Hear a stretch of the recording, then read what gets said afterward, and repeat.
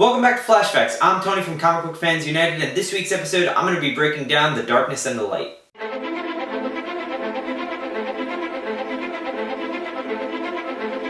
Now, while there aren't that many new characters introduced in this episode, there's still plenty to talk about, so let's start with Earth 2's Harrison Wells. Much like his Earth 1 counterpart, he's responsible for the accident that led to the creation of metahumans on Earth 2.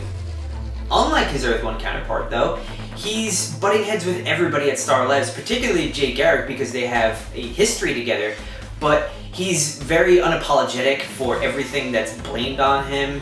He doesn't seem to really care about other people's problems. He's an all-around dick, and I really like this portrayal, actually, of Wells. It just shows another side of Tom Cavanaugh's performance, and we learn by the end of the episode is that his motivations to push Barry is actually because Zoom has his daughter. We're properly introduced to Kendra Saunders in this episode. Now, you may remember her from the Season 1 finale of Flash, where she was a face in the crowd when the Singularity opened up above Star Labs. Keep that in mind, because I will cover that a little later on in this episode. What we learn, though, from her in this episode is that she's recently moved to Central City, and it's very different from where she's from. Again, I'll cover that a little later on, trust me on this. Her comic book counterparts, though, are Shaira Saunders, the one everyone seems to be familiar with, who was featured heavily in the Justice League cartoon. And in the comics, she was romantically linked to Hawkman. Now, I'm not going to go too far into their history, but here's a brief synopsis. They are both beings that are tied to each other spiritually. So they're fated to always find each other and then die horribly, only to then be reincarnated and meet together again. And it's like a vicious cycle that they both kind of experience. They both have nth metal harnesses that give them the ability to fly, as well as nth metal weaponry. This Kendra Saunders, though, is most likely based on the New 52 Kendra Saunders on Earth 2, where she was a treasure hunter who discovered the tomb of Naboo, and then she teamed up with Jay Garrick and Dr. Fate and the Atom of Earth 2 when she was given her wings, and they fought off a Darkseid invasion, which all played out in the comic Earth 2, and its aftermath is now playing out in Earth 2 society. Moving on to the villain of this episode, we have Dr. Light, the Earth 2 counterpart of Linda Park. Now, her powers seem to be derived with Starlight energy, which ties her closely to the second Dr. Light of DC Comics, Kamiyo Hoshi. She's a character that was introduced during Crisis on Infinite Earths, and she was a Japanese scientist who was studying the antimatter cloud that appeared in space when the Anti-Monitor decided to destroy the entire multiverse. We finally get to see Barry use his speed to create after images of himself, or speed mirages, in this episode. This is an ability that we saw last season with Eobard Thawne, and it's used in this episode to great effect to take down Dr. Light.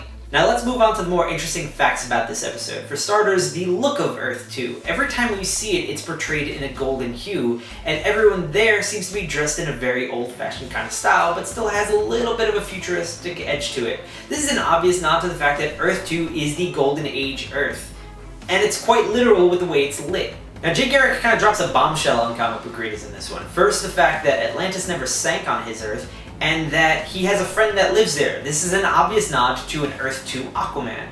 We get the return of Girder in this episode. No, not Tony Woodward, the test dummy that Barry used to train to fight Tony in Season 1. It's located in the background during the scene between Cisco and Harrison Wells of Earth 2. Now, there's probably some people wondering, why did they use Linda Park as Dr. Light? Isn't Dr. Light a guy? And you're right, there is a male Dr. Light. He was the original Dr. Light. Now, he was actually name-dropped in Season 2 of Arrow, but the reason why they're probably not using him... yeah, that's why. Now, it's really cool that Jay Garrick and Hawkgirl both get to debut this season, but what I found really interesting is the fact that both of them debuted in the exact same comic. Flash Comics #1 from way back in the 1940s. Now, I know I say I don't like to speculate a lot on this show and then I turn around and do it anyway, but hear me out on this one. This one's kind of big. Now, we already know Hawkgirl was on Earth 1 when the Singularity opened up above Star Labs, and that leads me to believe that she's not actually from Earth 2, but she does say she's from, she just recently moved to Central City, and it's very different from where she's from. This has me wondering if we're possibly going to get a Hawkworld storyline somewhere down the line, especially since we're going to get a Hawkman much later on, most likely in Legends of Tomorrow. But they also have the name Kendra Saunders, which got me wondering because in the New 52, which is where she originates from, She was a treasure hunter who found the tomb of Naboo.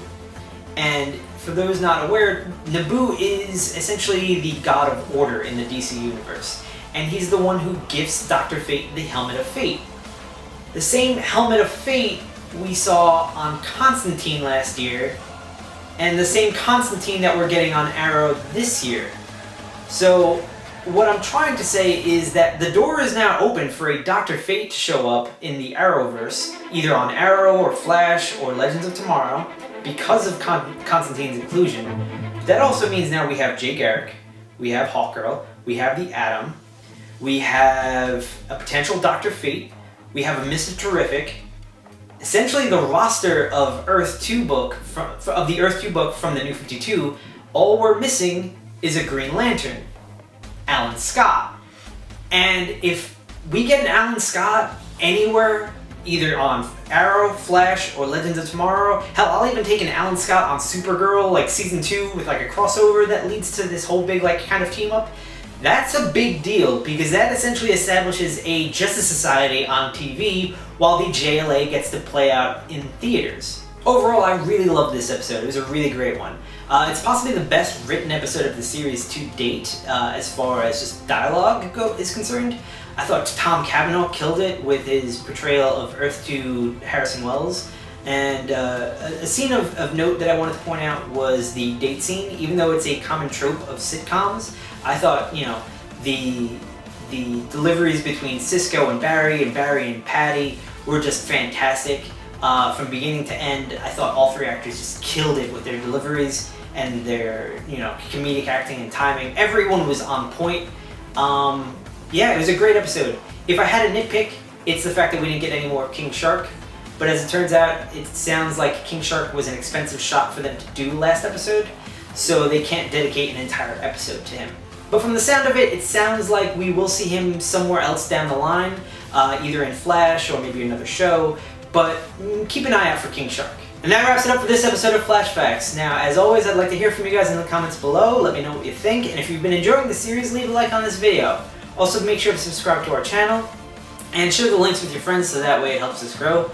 Be sure to check us out, though, over at Geekade.com, where this week on From the Shop, they're reviewing Dark Side War Flash, as well as Extraordinary X-Men #1. Those are two really big books this week, as well as a couple other books.